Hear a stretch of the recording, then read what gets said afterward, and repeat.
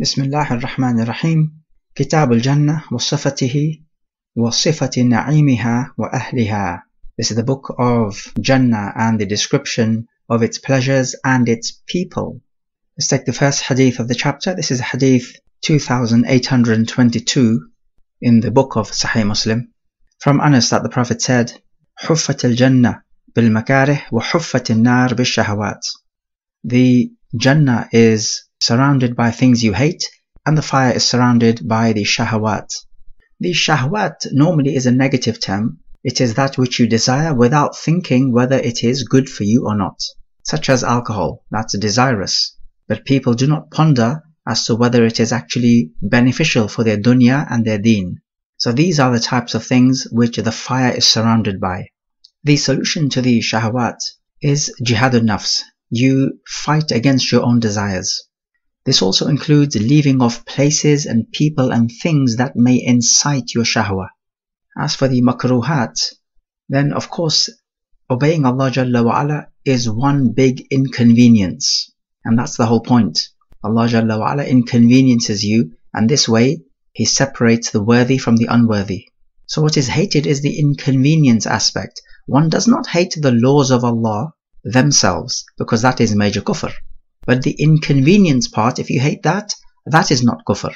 Such as Allah Jalla wa Ala saying, كُتِبَ عَلَيْكُمُ الْقِتَالُ وَهُوَ كُرْهٌ لَكُمْ وَعَسَىٰ أَن تَكْرَهُ شَيْئًا وَهُوَ خَيْرٌ لَكُمْ وَعَسَىٰ أَن تُحِبُّوا شَيْئًا وَهُوَ شَرٌّ لَكُمْ وَاللَّهُ يَعْلَمُ وَأَنْتُمْ لَا تَعْلَمُونَ. So fighting is prescribed, but it is hated to you. Not the law itself, but the inconvenience and the fear of losing your life, that is naturally hated.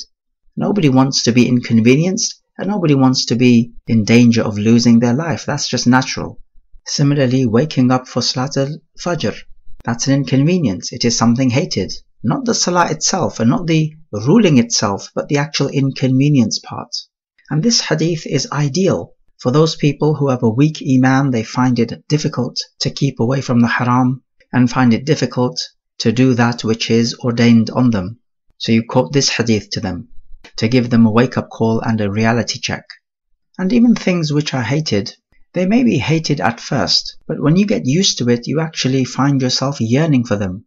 As in the hadith about the 7 whom Allah Jalla wa Ala will shade, one of them is the one whose heart is attached to the masjid. You see, he's always yearning for the masjid. Whereas in the beginning, going to the masjid for the salah may be a hassle, and it may seem like a chore. But when you get used to it, your heart becomes attached to it, and you cannot have enough of it. As for the shahawat, then normally the people of opulence and luxury indulge in their shahawat, and they will be the majority of the people of the fire, as we find in a few places in the Quran, such as وَأَصْحَابُ الشِّمَالِ مَا أَصْحَابُ الشِّمَالِ فِي سَمُومٍ وَحَمِيمٍ وَظِلٍّ مِّن يَحْمُومٍ لَا بَارِدٍ وَلَا كَرِيمٍ إِنَّهُمْ كَانُوا قَبْلَ ذَلِكَ مُتْرَفِينَ. They used to be living in luxury before that. And these are the people of the left, meaning people of the hellfire. Likewise, وَإِذَا أَرَدْنَا أَن نُهْلِكَ قَرْيَةً أَمَرْنَا مُتْرَفِيهَا فَفَسَقُوا فِيهَا فَحَقَّ عَلَيْهَا الْقَوْلُ فَدَمَّرْنَاهَا تَدْمِيرًا. When we want to destroy a town, we order the people living in luxury to obey, and they disobey, and the word of torment becomes justified on them, and we completely destroy them. So the point is, it's all about jihadun nafs, forcing yourself to do that which is right and refraining from that which is wrong. And then you'll find that the righteous actions actually become beloved to you, and you do not find them to be an inconvenience. As the Prophet said, جُعِلَتْ قُرَّةُ عَيْنِي فِي الصَّلَاةِ. The delight of my eyes is in the salah. Another hadith in this chapter, hadith 2824 of the whole book, from Abu Hurairah that the Prophet said, قال الله عز وجل أعددت لعبادي الصالحين ما لا عين رأت ولا أذن سمعت ولا خطر على قلب بشر. Allah Jalla wa Ala says, I have prepared for my righteous servants what no eye has seen, what no ear has heard, and the thought of it has not occurred to any man. And the complementary ayah to this, فَلَا تَعْلَمُ نَفْسٌ مَا أُخْفِيَ لَهُم مِّن قُرَّةِ أَعْيُنٍ جَزَاءً بِمَا كَانُوا يَعْمَلُونَ. No soul knows what comfort has been concealed from them as a reward for what they used to do. Okay, so it's true, we have not seen nor heard of the things in Jannah, but we do read about the description of Jannah, both in the Quran and the Hadith. So has the thought of it not occurred to us? Well, the answer is, as Ibn Abbas radiallahu anhu told us, that the only thing which is the same is the name, but the reality of it, meaning the true nature of it, is different. So we know that there will be fruits, and there are fruits in this world. But the only thing which is similar is the name, fruits itself. As for the nature of these fruits, that is completely different. That is something which we have neither seen nor heard of nor thought of, because it is otherworldly, and whatever we can think of is pertaining to this world, because we make analogies based on what we have seen in this world. Let's take a look at Hadith 2826 from Abu Hurairah, that the Prophet said, "Inna fil Jannah la shajaratan yasiru ar-rakibu fi dhilliha mi'ata sana." In Jannah there is a tree, a rider could travel in its shade for 100 years. Some said that this tree, which is of course absolutely gigantic, is the Tuba tree that's mentioned in the Quran. Others say no, Tuba is not a name of a tree. Rather, Tuba means a goodly life, from Tayyib. And this is the weightier opinion. But in this hadith there is an ishkal, something unclear and problematic, which is that how can there be a shade in Jannah when there will be no sun? The sun is going to be wound up, takwir. وَإِذَا الشَّمْسُ كُوِّرَتْ, the sun is going to be wound up, and there will be no sun, no moon, and no summer, winter, spring, autumn, and all of this type of thing. So how can there be a shade? Well, the answer is probably that there is no shade, but if we suppose that there was a shade, then this tree is so big that you could travel under its leaves and branches for 100 years. And Allah knows best. So what we may take from this narration is that Jannah is the land of plenty. There are no small things in Jannah. It's a land of extravagance, but of course halal extravagance, not the type of extravagance in this dunya, which diverts you from the remembrance of Allah. The luxury and the pleasures and the extravagance in Jannah is a result of the remembrance of Allah, whereas the extravagance in this world diverts you from the remembrance of Allah. So pay attention to the difference. Okay, let's take hadith number 2829 about the pleasure of Allah for the dwellers of Jannah. From Abu Sa'id al-Khudri, that the Prophet said, إن الله يقول لأهل الجنة يا أهل الجنة فيقولون لبيك ربنا وسعديك والخير في يديك. Allah says to the people of Jannah, O people of Jannah, and they will respond, we respond to your call, and we repeatedly help your cause and follow your order, and all goodness is in your hands. فيقول هل رضيتم فيقولون وما لنا لا نرضى يا رب وقد أعطيتنا ما لم تعطي أحدا من خلقك. Allah will ask them, are you pleased? They will say, how can we not be pleased when you have given us what you have not given anyone else from your creation? فيقول ألا أعطيكم أفضل من ذلك. He will say, should I not give you that which is better? فيقولون يا رب وأي شيء أفضل من ذلك. They will say, O Rabb, what thing could be better than that? فيقول أحل عليكم رضواني فلا أسخط عليكم بعده أبدا. I will let my pleasure descend upon you and never be angry with you after that. We take a few points of aqidah here. Allah Jalla wa Ala speaks with a voice that can be heard and a language that can be understood, and that speech is his sifa fi'liya. Likewise, Ridwan, being pleased with someone, is his sifa fi'liya as well, as is sakhat, being annoyed with someone or angry with them.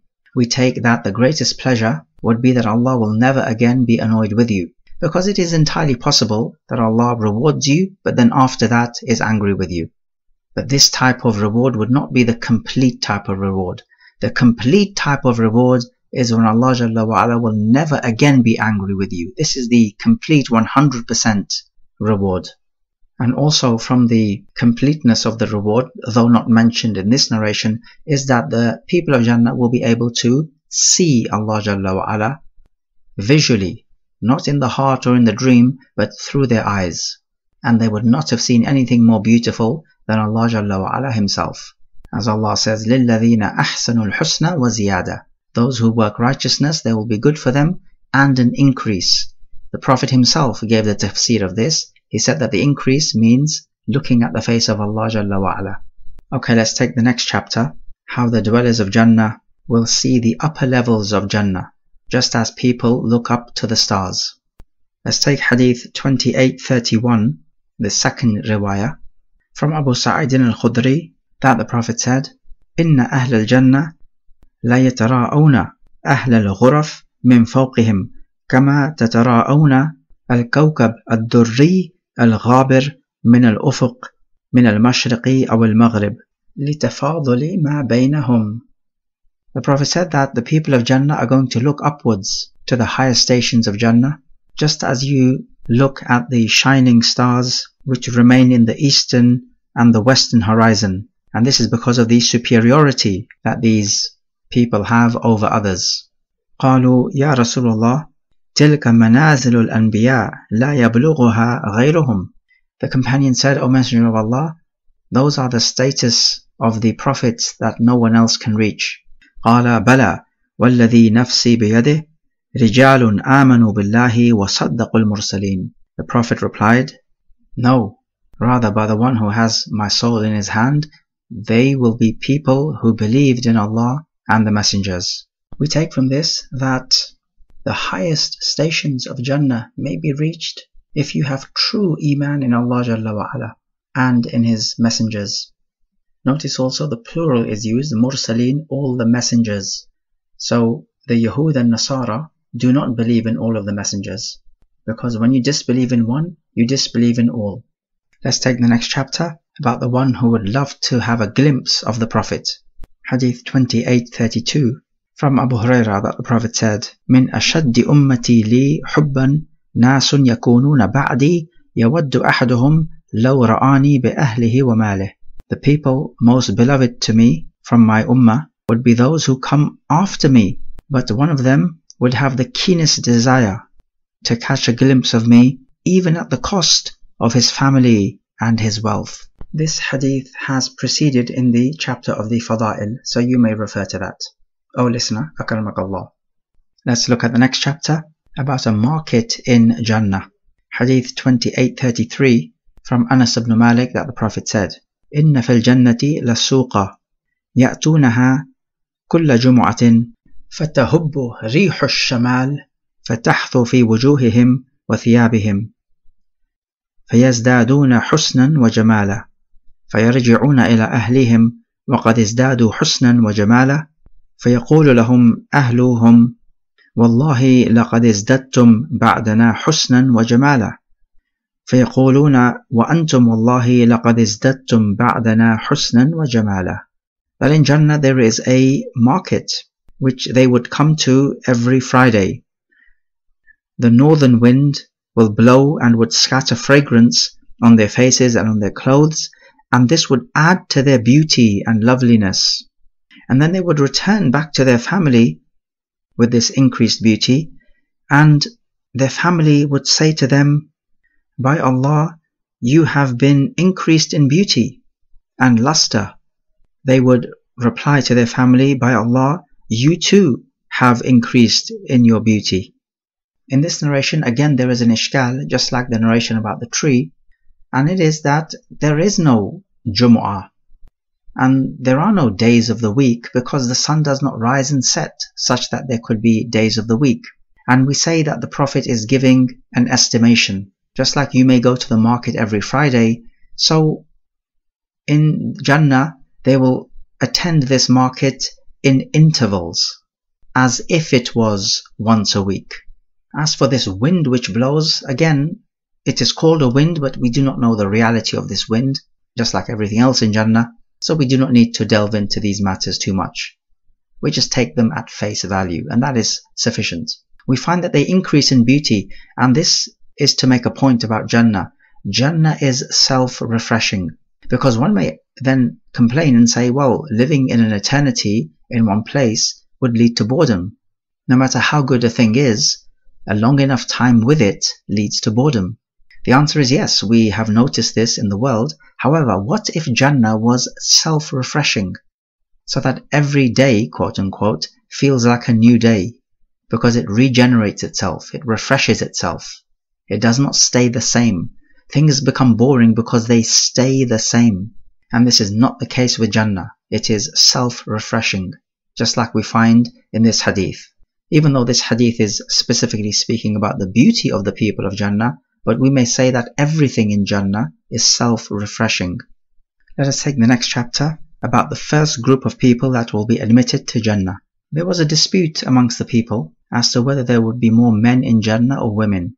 To make his case, Abu Hurairah reported that the Prophet said, إن أول زمرة تدخل الجنة على صورة القمر ليلة البدر والتي تليها على أضواء كوكب دري في السماء لكل امرئ منهم زوجتان اثنتان يرى مخ سوقهما من وراء اللحم وما في الجنة أعزب.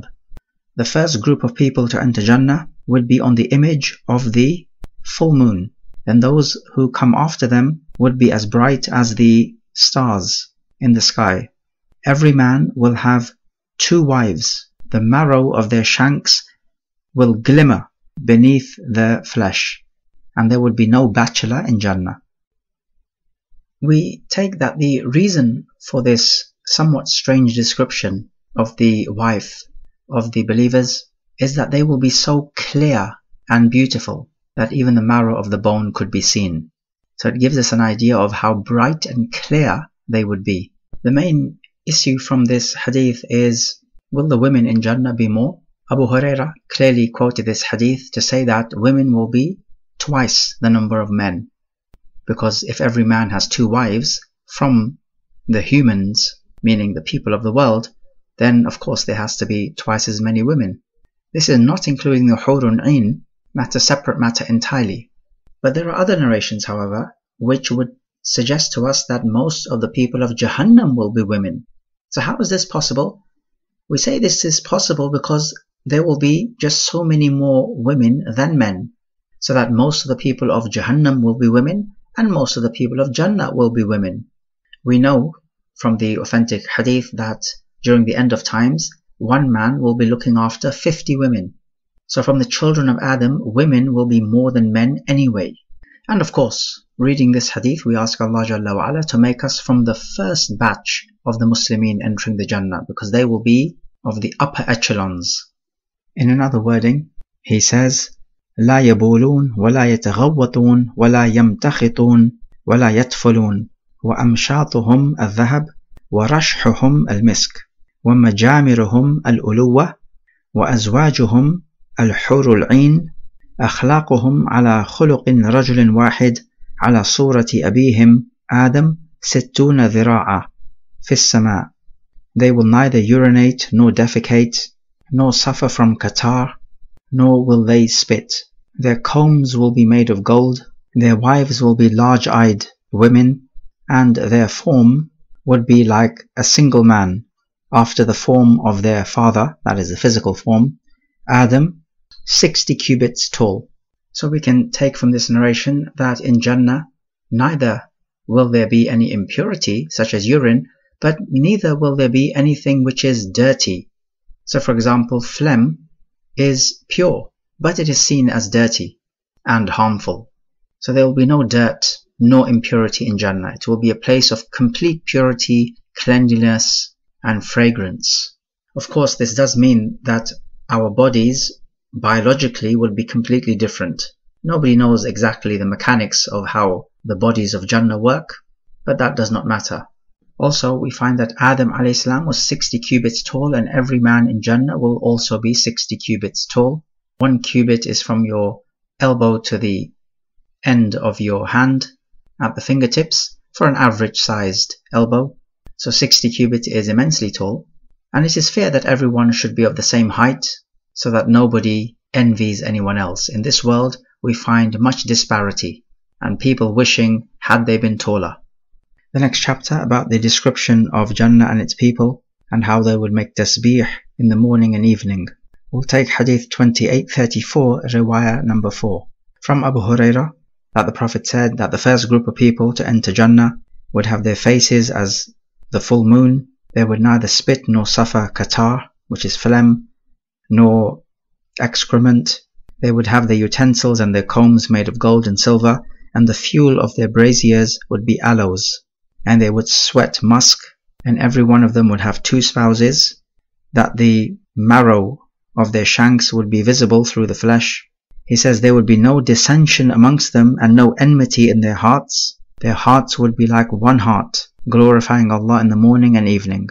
So again, the issue about the morning and evening is that it is an estimation. It is saying they would continuously be remembering Allah in the morning and evening, and another wording it says they would do that as easily as you breathe, so that there would be no effort needed as there is in this world. The next chapter about the everlasting bliss of the people of Jannah.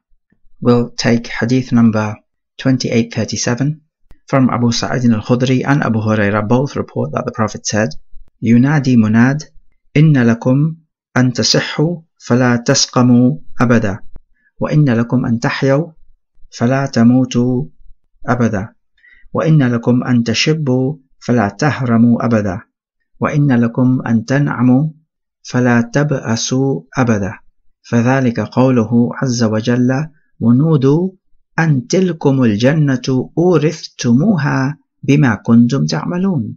A caller will call out to the people of Jannah, for you there is everlasting health, and you will never become ill, and you will live forever and not die, and that you will remain young forever and not grow old, and that you will always be in pleasure and never become destitute. And that this is the explanation of the ayah, which translates to in Surah Al-A'raf, and they will be called out that this is the Jannah which you have been made to inherit because of what you used to do. So we find in Jannah there is no illness, there is no death, there is no old age, and there is no suffering. And this is all from the perfection of Jannah. And when we read about descriptions like this, it makes us yearn to enter Jannah and to earn our place in the upper echelons of Jannah. May Allah grant us that gift. Ameen. The next chapter about the tents of the people of Jannah. Let's take Hadith 2838. Abu Bakr ibn Abdullah ibn Qais reports from his father that the Prophet said, إن للمؤمن في الجنة لخيمة من لؤلؤة واحدة مجوفة طولها 60 ميلا للمؤمن فيها أهلون يطوف عليهم المؤمن فلا يرى بعضهم بعضا. In Jannah there will be for a believer a tent of single hollowed pearl, the breadth of which would be 60 mil. It will be for the believer and his family. The other believers, meaning the other people, will go around it, but they will not be able to see inside the tent. The hadith itself is self-explanatory, except the word mil. This is a measure of distance, but what distance? There is actually a difference of opinion as to what distance it is, but according to some books, they say it is 1,848 meters, using the modern day metric. And Allah knows best. But in any case, we learn of these luxurious tents made of pearls, and these will be private dwellings, so other people cannot see inside. May Allah Jalla wa Ala grant us from His grace. Let's take the next chapter about the rivers of this dunya being found in Jannah. Hadith 2839, Abu Hurairah reports that the Prophet said, Sayhan wa Jayhan wal Furat wal Nil kullun min anhar al-Jannah. The rivers of Saras and Pyramus and the Euphrates and the Nile are amongst the rivers of Jannah. The Sayhan and Jayhan are 2 rivers which were in the countries of the Byzantine Empire. The Furat, the Euphrates, is famous in Iraq, and as for Nil, the Nile, well then that's the most famous river in the world, in Egypt. But what does it mean to say that they are from the rivers of Jannah? We take the hadith on its apparent meaning, that they are rivers of Jannah, that they have some elements of Jannah. One might say, but these rivers have some dirty water. Can there be dirt in Jannah? Well, any dirt would have come from the world, not from its origin, which is Jannah. So we may take then that these 4 rivers are blessed rivers. Okay, let's move on to the new chapter about people in Jannah whose hearts would be like birds. From Abu Hurairah radiallahu anhu that the Prophet ﷺ said, يَدْخُلُ الْجَنَّةَ أَقْوَامٌ أَفْئِدَتُهُمْ مثل أفئدة الطير. They will enter Jannah a people whose hearts will be like the hearts of birds. This narration gives us a description of the people of Jannah. Their hearts will be like the hearts of birds. Now this means that their hearts will be soft to the remembrance of Allah Jalla wa Ala. And they will have khushu', as this is what leads to Jannah. It is the heart, as opposed to hard-hearted, because that leads to the forgetting of the remembrance of Allah Jalla wa Ala, which in turn leads to the fire.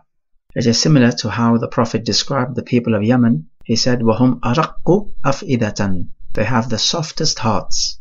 And the point of narrating this hadith is that we may endeavor to become like these people. The next hadith of the chapter, which is hadith 2841 of the whole book of Sahih Muslim, from Abu Hurairah, that the Prophet said, خلق الله عز وجل آدم على صورته طوله 60 ذراعا فلما خلقه قال اذهب فسلم على أولئك النفر وهم نفر من الملائكة جلوس فاستمع ما يحيونك فإنها تحيتك وتحية ذريتك. قال فذهب فقال السلام عليكم فقالوا السلام عليك ورحمة الله. قال فزادوه ورحمة الله. قال فكل من يدخل الجنة على صورة آدم وطوله 60 ذراعا فلم يزل الخلق ينقص بعده حتى الآن. He says Allah Azza wa Jalla created Adam in his own image. Adam's length was 60 cubits. When he created him, he said, go to that group of angels and greet them and listen to how they reply, because this will be your greeting and the greeting of your progeny. So he goes to the angels and he says, Assalamu alaikum, and they reply, Assalamu alayka wa rahmatullah. They increased wa rahmatullah. The Prophet said, so everyone who enters Jannah will be on the image of Adam, 60 cubits tall. But after Adam, the humans have been getting shorter until now. Firstly, we take from this narration how batil the evolution theory is, that man evolved from primordial slime and onto some kind of amoeba and onto some kind of fish and onto some form of bipedal ape or something similar, and then onto Homo sapien. This narration clearly states to us that Allah Jalla wa Ala created Adam, so his length was 60 cubits tall. So he did not evolve from some kind of amoeba. And evolution says that humans have been getting taller over the years. This hadith says, no, humans have been getting shorter. It's the complete reverse. Also, we find that the greeting is Assalamu alaikum, and that the reply is similar, Assalamu alaik or Assalamu alaikum, and then you can add to that wa rahmatullah, and you can add also wa barakatuhu as well. You can reply as wa alaikum assalam or Assalamu alaikum, with the waw or without the waw. Here the angels replied without the waw. So the matter is flexible. As for the ruling on initiating the salam, we have said before that what appears to be the case is that it is wajib to do so. As in the famous hadith about the 6 rights that the Muslim has over the other Muslim, is that when you meet him, you say the salam.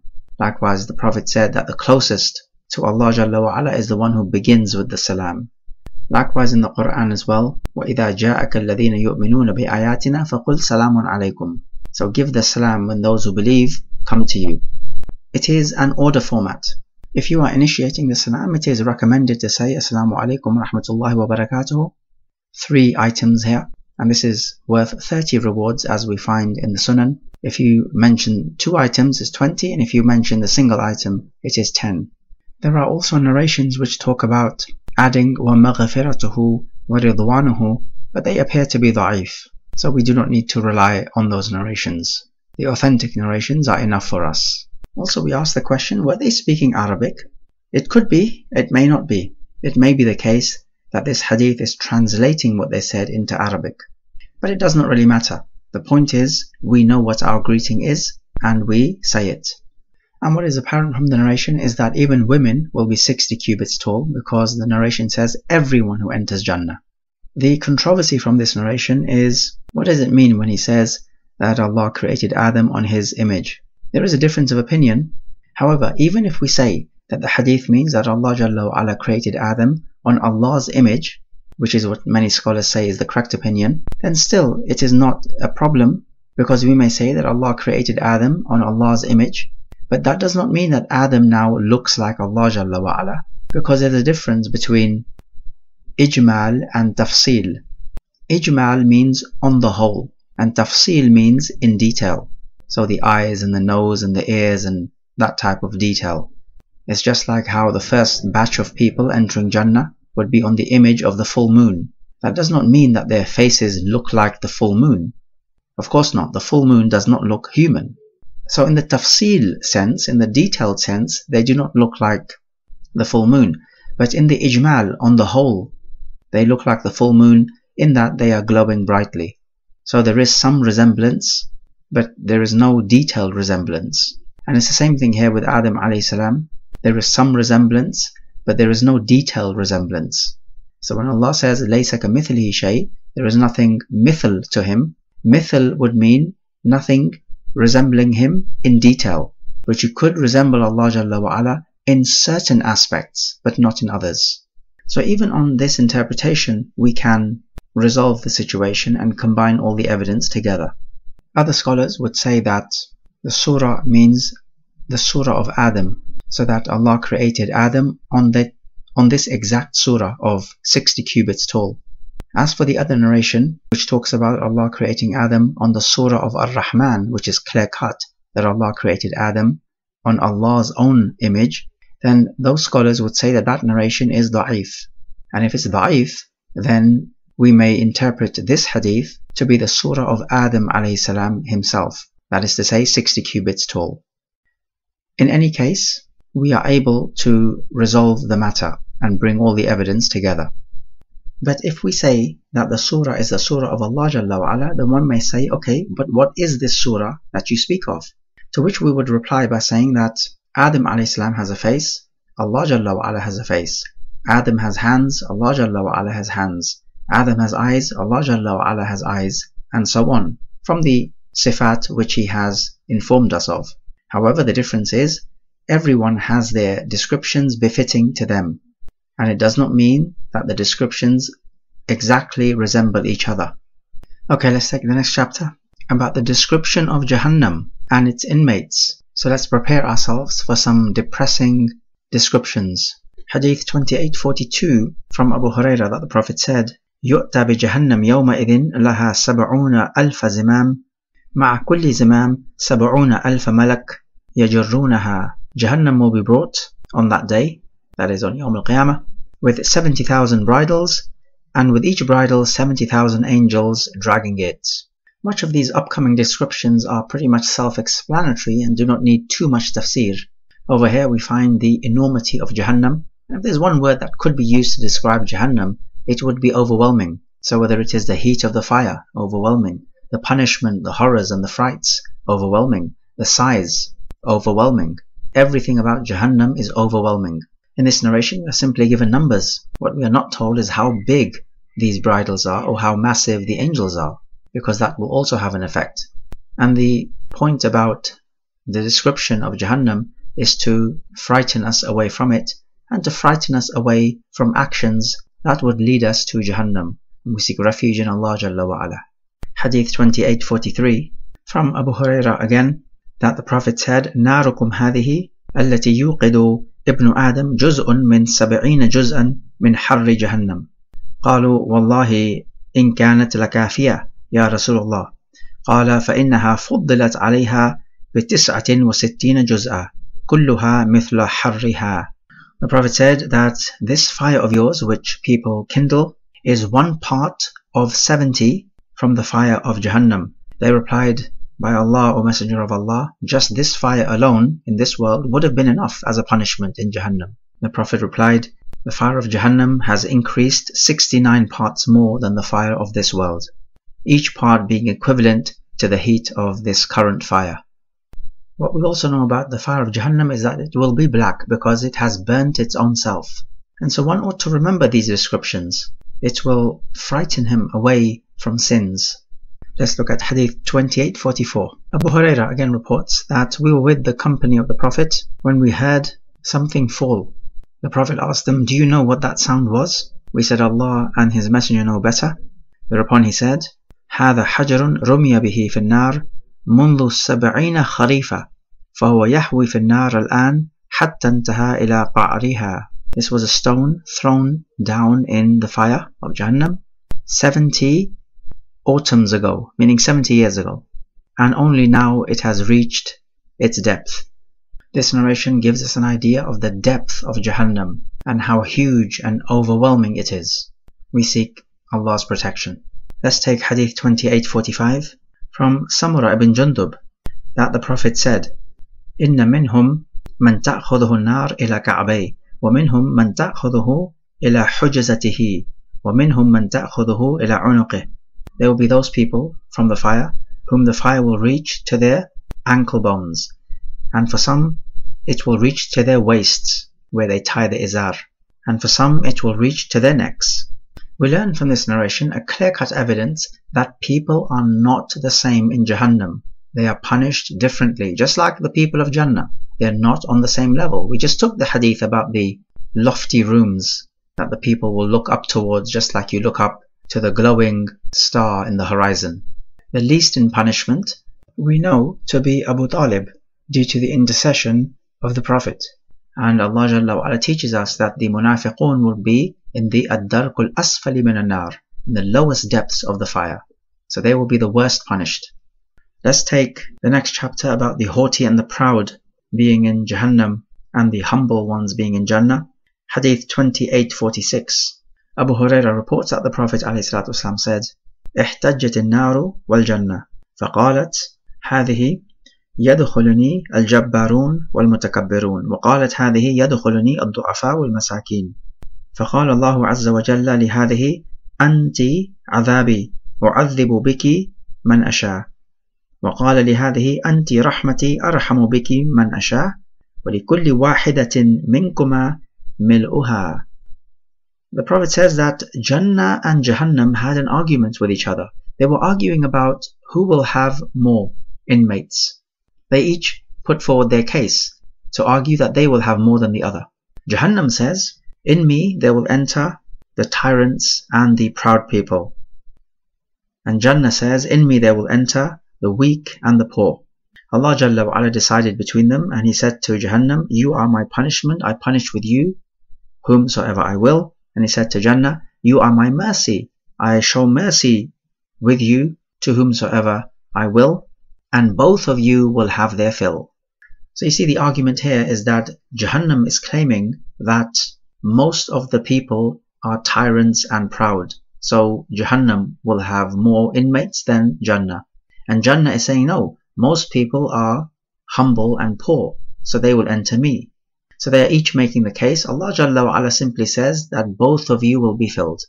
Now we know that most of mankind are kuffar. Therefore, if we just judge based on the number of mankind, then more will enter Jahannam than Jannah. That is clear-cut enough. However, what we also know from other narrations is that Allah Jalla wa Ala will create a new creation and straight away, just like that, enter them into Jannah, so that Jannah is also filled.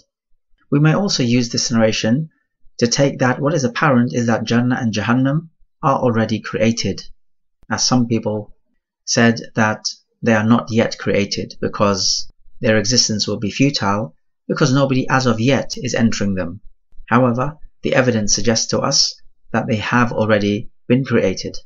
We also find in the chapter that Jahannam will keep asking for more inmates until Allah Jalla wa Ala will put His foot on it and Jahannam will contract and it will say enough, enough, meaning do not put any more inmates in me, I am full. And we find in the same narration that as for Jannah, Allah Jalla wa Ala will create a new creation and put them in Jannah. So definitely most of mankind will be in Jahannam.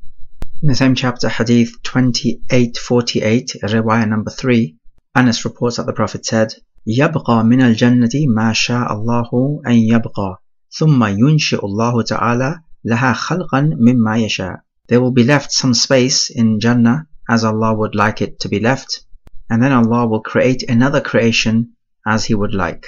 And this narration is as we have just mentioned.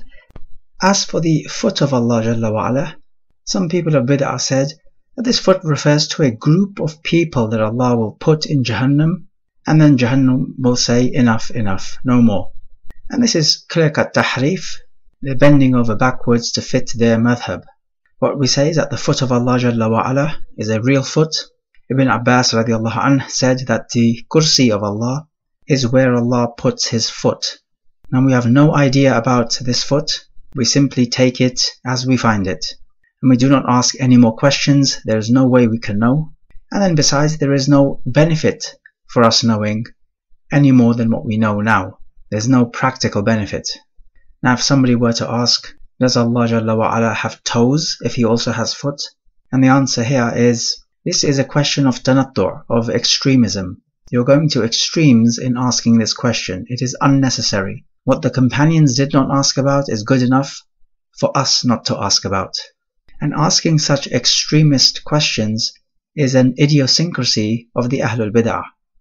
Hadith 2849 from Abu Sa'id al-Khudri radiallahu anh, that the Prophet said, يُجَاءُ بِالْمَوْتِ يَوْمَ الْقِيَامَةِ كَأَنَّهُ كَبْشٌ أَمْلَحٌ. Death will be brought on Yawm al-Qiyamah as if it is a white ram. فَيُوقَفُ بَيْنَ الْجَنَّةِ وَالنَّارِ. And it will be made to stand between Jannah and the fire. فَيُقَالْ يَا أَهْلَ الْجَنَّةِ هَلْ تَعْرِفُونَ هَذَا؟ فَيَشْرَئِبُّونَ وَيَنْظُرُونَ وَيَقُولُونَ نَعَمْ هَذَا الْمَوْتِ. It will be called out, O people of Jannah, do you recognize this? They will stretch out their necks and they will say, yes, this is death. ويقال يا أهل النار هل تعرفون هذا؟ فيشرئبون وينظرون ويقولون نعم هذا الموت. The people of the fire will be asked the same thing. They will stretch out their necks, they will look and they will recognize. They say, yes, this is death. فيؤمر به فيذبح. An order will be given for this ram to be slaughtered. ثم قال يا أهل الجنة خلود فلا موت. It will be then said, O people of Jannah, you will live forever and there will be no death. وَيَا أَهْلَ النَّارِ خُلُودٌ فَلَا مَوْتٍ. And O people of the fire, you will be there forever and there will be no death. ثم قرأ رسول الله صلى الله عليه وسلم وأنذرهم يوم الحسرة إذ قضي الأمر وهم في غفلة وهم لا يؤمنون. Then the Prophet recited in Surah Maryam, and warn them of a day of grief when the matter will be decided, yet these people are in heedlessness and they do not believe. And in reciting the ayah, the Prophet indicated with his hand to this world. We take from this narration that the people of Jannah and Jahannam will abide therein forever, and they will not die, and neither will they be taken out. Allah Jalla wa Ala clearly states to us, كَذَلِكَ يُرِيهِمُ اللَّهُ أَعْمَالَهُمْ حَسَرَاتٍ عَلَيْهِمْ وَمَا هُمْ بِخَارِجِينَ مِنَ النَّارِ. Thus will Allah make them see their deeds as a grief for them, and they will not leave the fire. And there are many other such ayats as well. Also this strange case about death being brought as a ram. Death is not a tangible thing, and yet on Yawm al-Qiyamah it will be made into a tangible thing which people could recognize. And the hereafter is not like this world, such that we can start making analogies. Let's take some review questions at this stage. Question number 1. What are the 4 rivers of Jannah as mentioned in Sahih Muslim, and what does the hadith actually mean? Question number 2. Give the description of how Jahannam will be dragged along on Yawm al-Qiyamah. Question number 3. Will there be more men than women in Jannah? Explain the answer using evidence.